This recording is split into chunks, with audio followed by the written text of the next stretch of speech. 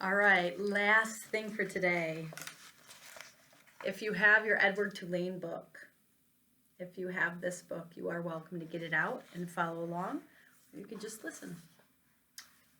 Chapter 5. The house on Egypt Street became frantic with activity as the Tulane family prepared for their voyage, that means trip, to England. Edward possessed a small trunk, and Abilene packed it for him, filling it with its finest suits and several of his best hats, and 3 pairs of shoes, all so that he might cut a fine figure in London. Before she placed each outfit in the trunk, she displayed it to him. "Do you like this shirt with this suit?" she asked him. "Or would you like to wear your black derby? You look very handsome in it. Should we pick it?" And then, finally, on a bright Saturday morning in May, Edward and Abilene and Mr. and Mrs. Tulane were all on board the ship, standing at the railing. Pellegrina was at the dock. On her head, she wore a floppy hat strung around with flowers. She stared straight at Edward. Her dark eyes glowed. "Goodbye," Abilene shouted to her grandmother. "I love you." The ship pulled away from the dock. Pellegrina waved to Abilene. "Goodbye, lady," she called. "Goodbye." Edward felt something damp in his ears. Abilene's tears, he supposed. He wished that she would not hold him so tight. To be clutched so fiercely often resulted in wrinkled clothing. Finally, all the people on land, including Pellegrina, disappeared. Edward, for one, was relieved to see the last of her, as was to be expected. Edward Tulane exacted much attention on board the ship. "What a singular rabbit," an elderly lady with 3 strings of pearls wrapped around her neck. She bent down to look more closely at Edward. "Thank you," said Abilene. Several little girls on board gave Edward deep glances full of longing. They asked Abilene if they might hold him. "No," said Abilene. "I'm afraid he's not the kind of rabbit who likes to be held by strangers." 2 young boys, brothers named Martin and Amos, took a particular interest in Edward.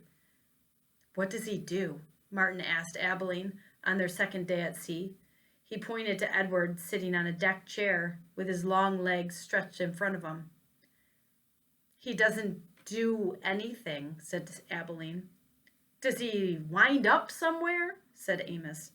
"No," said Abilene. "He doesn't wind up." "What's the point of him, then?" said Martin. "The point is that he is Edward," said Abilene. "That's not much of a point," said Amos. "It's not," agreed Martin. And then, after a long, thoughtful pause, he said, "I wouldn't let anybody dress me like that." "Me either," said Amos. "Do his clothes come off?" asked Martin. "Of course they do," said Abilene. "He has many different outfits, and he has his own pajamas, too. They are made of silk." Edward, as usual, was disregarding the conversation. A breeze was blowing in off the sea, and the silk scarf wrapped around his neck billowed, that means it's like flowing, behind him. On his head he wore a straw boater. The rabbit was thinking that he must look quite dashing.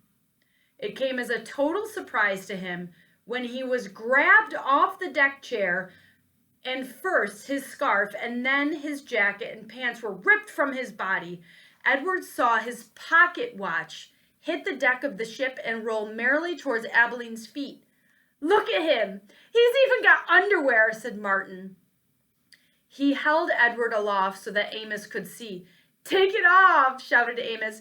"No!" screamed Abilene. Martin removed Edward's underwear. Edward was paying attention now. He was mortified.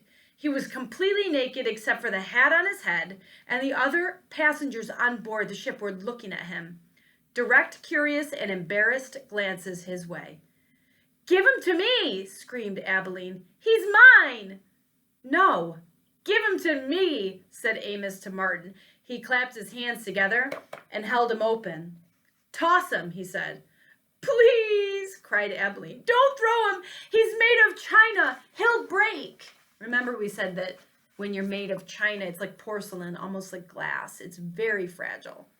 Like your mom's favorite teacup, maybe. Martin threw Edward, and Edward sailed naked through the air. Only a moment ago, the rabbit had thought that being naked in front of a shipload of strangers was the worst thing that could happen to him. But he was wrong. It was much worse being tossed in the same naked state from the hands of one grubby, laughing boy to another. Amos caught Edward and held him up, displaying him triumphantly. "Throw him back!" called Martin. Amos raised his arm. Just as he was getting ready to throw Edward, Abilene tackled him, shoving her head into his stomach and upsetting the boy's aim. So it was that Edward did not go flying back into the dirty hands of Martin. Instead, Edward Tulane went overboard. Overboard means over the side of the ship into the water. We're going to stop. We will read chapter 6 together tomorrow. Okay? I hope you guys have a great day. Get all that work done, okay?